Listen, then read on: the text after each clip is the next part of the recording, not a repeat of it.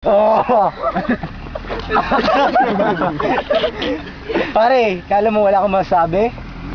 Wala talaga. Yeah. Okay. Okay. Isang minuto ako magsasalita. Isang minutong panginsulto ang gagawin ko sa'yo, kaka. Lamang yun. Isama mo pa si Louie Lopez, kung saan magaling, doon naghahanopes. Arus. Okay, my brother, gonna take a substitute speaking, man.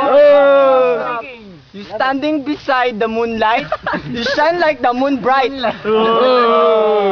Pare, magsama pa kayong dalawa, hindi pa ako tapos. Patapusin mo muna ako bago ka mag... Jakulos. Kung nananawag na Oh, judge na. Oo, yun na. Louie Lopez. Oh, it's over, man. Judge, man. Where's the judge, man? Hindi po kitrano ka, magaling ka magtaekwondo. Baka nga sa lalaki mong balbas. Kami yung tipo na hindi umaatras. Tapos na. Tapos na. Tama natin mga judge. Oh, Judge, pork chop.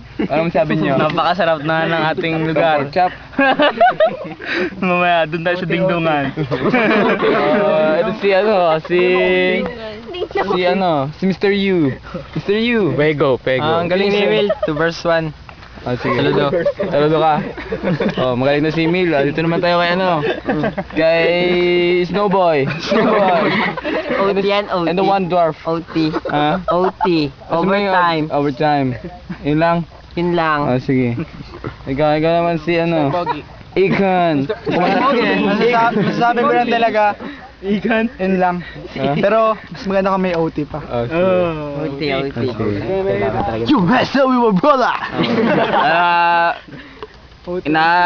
English na nakita nyo naman na isa lang ang nagboto. Si Denver lang ang alam kung sinong pambato niya, kaya walang bumoto kay Carles, kaya panalo si Emil. Yun lang. GG, man. Sa kabila ng aming pag-aasaran, kami pa rin ni Kaka ay tunay na magkaibigan. Wow! Pare, kahit mo ang inchik na ilaw to, mahal ko to. Ito ang flip top under the moon lamp. Corny? Pare, putang ina to. Tama na.